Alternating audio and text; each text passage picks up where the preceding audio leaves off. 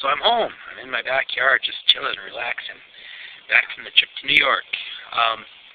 The clips that you're about to see now are the second half, part 2 of the New York trip, the audition trip. It starts out with me walking to the audition through Times Square, about 20 blocks down.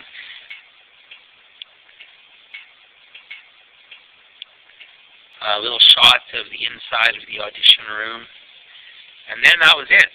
So I auditioned that morning at about 11 a.m., and it went well. I sang my Daddy Warbucks song 3 times. They made me sing it once as Happy Warbucks, one as Grumpy Warbucks before he's warmed up to Little Annie, and then a third time actually with an English accent, because the understudy, the Warbucks, also has to know the part of Drake the Butler.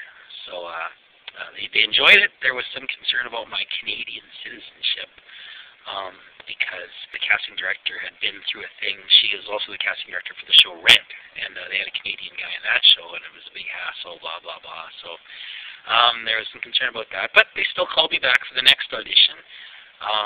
By that point, there was about 4 guys left for the role of Warbucks, and we did our thing, and I haven't heard anything yet, but it went well.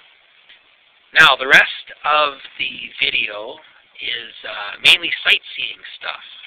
So if all you're interested in was the New York audition thing, well, I haven't heard anything yet, so you can turn the video off now. But if you want to see our sightseeing stuff, our visit to the Metropolitan Museum of Art and Central Park and stuff like that, well, continue watching.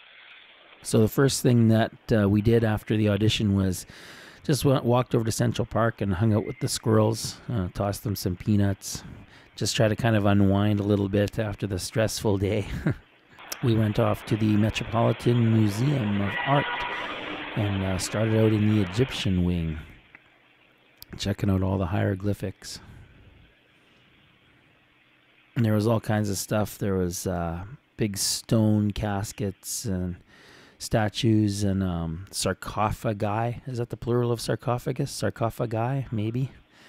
And then we found this really cool little building that was taken completely right out of where it was initially in Egypt and brought here. And so, of course, I had to go inside.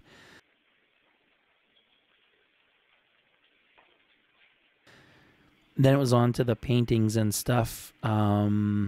We started out in like the early American, 18th century American paintings and stuff, which was very cool. Washington crossing the Delaware and stuff like that. It was right around this time that someone told me you're not allowed to actually have a video camera in there, just a still camera.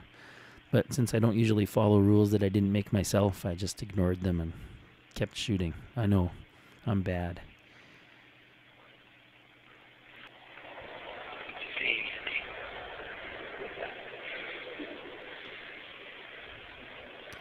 It seemed like every corner we turned, you were into some new magnificent wing of the museum. Everything just looked so incredible.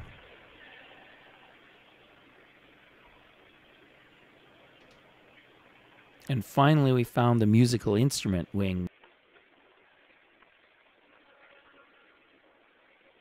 These guitars right here belong to Andre Segovia. Anybody familiar with classical guitar knows about that.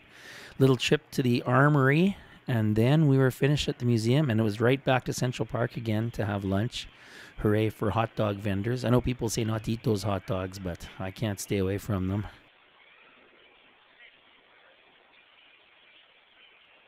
I checked out the Alice in Wonderland statue and the reservoir where people sail all those little boats. You actually see that quite a bit on TV and in the movies. Little jazz band.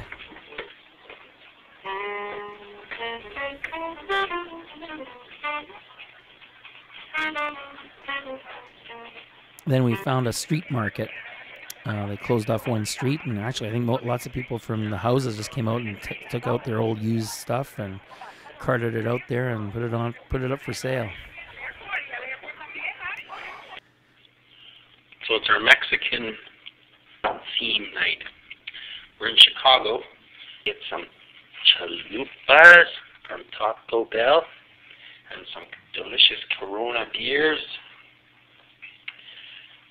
from a store where nobody speaks English. Everyone spoke Spanish only. Yeehaw! Arriba! Andale! After we recovered from Mexican night in Chicago, it was off to Minneapolis and the Mall of America. It's a huge mall. Not as big as the West Edmonton Mall or other malls, but it has the largest number of stores of any mall, over almost 600 stores. I didn't even know that guy. People in Minneapolis are so friendly.